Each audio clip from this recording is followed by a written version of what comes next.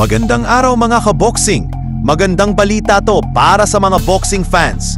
Naoya Inoue ay lalaban muli sa Setyembre 14 para idepensa ang kanyang undisputed super bantamweight titles laban kay Murodjon Akhmadaliev.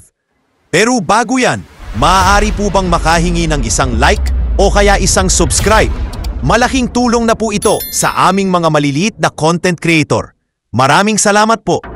Japanese boxing superstar Naoya "Monster" Inoue ay opisyal na magbabalik sa ring sa Setyembre 14 upang idepensa ang kanyang undisputed super bantamweight titles laban sa dating unified champion na si Murodjon Akhmadaliev ng Uzbekistan. Ang laban ay gaganapin sa Aichi International Arena o mas kilala bilang Nagoya IG Arena sa Japan. Si Inoue ay kasalukuyang walang talo at nananatiling dominante sa kanyang division. Noong Enero, tinalo niya si Kim Ye-jun via knockout at nitong Mayo, tinapos niya sa 8th round si Ramon Tardenas. Ang kanyang performance ay patuloy na nagpapatatag sa kanyang reputasyon bilang isa sa pinakamahalagang pound-for-pound fighters sa buong mundo. Samantala, si Akhmadaliev ay hindi rin basta-basta.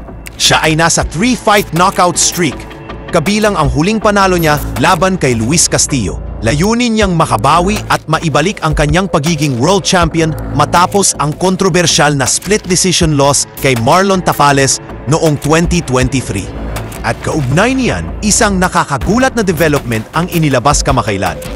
Marlon "Nightmare" Tapales ang huling boksinyerong tumalo kay Akhmadaliev at dating kalaban ni Inoue ay kasama na ngayon sa training camp ni Inoue. Sa isang Facebook post, kinumpirma ni Tapales na siya ay tumutulong kay Inoue sa paghahanda para sa laban kontra Akhmadaliev. Mula sa pagiging kalaban, ngayon ay katuwang na siya sa kampo ng Japanese superstar.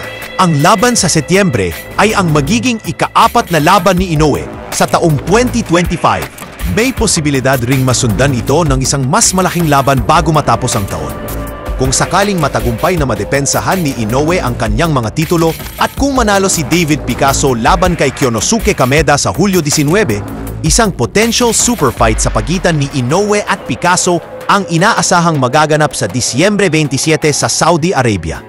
Kinumpirma ni Inoue ang laban kay Akhmadaliev sa kanyang official account sa X, dating Twitter, kung saan sinabi niya na nadesisyonan na. Lalaban siya kay Murodjon Akhmadaliev sa Aichi International Arena. Sabi niya na isa ito sa pinakamahirap niyang laban, dagdag niya na dito daw na ipapakita ang tunay niyang lakas. Maghahanda daw siya ng todo para sa natitirang 2 buwan at sisiguraduhin niyang maibibigay ang pinakamagandang resulta. Ano ang masasabi niyo sa laban na ito mga kaboksing? Kaya-kayang talunin ni Akhmadaliev si Naoya Inoue? Anong masasabi niyo sa pagpasok ni Marlon Tapales sa training camp ni Inoue? Makakatulong kaya siya kay Inoue para paghandaan si Akhmadaliev? I-comment na yan sa baba at babasahin natin.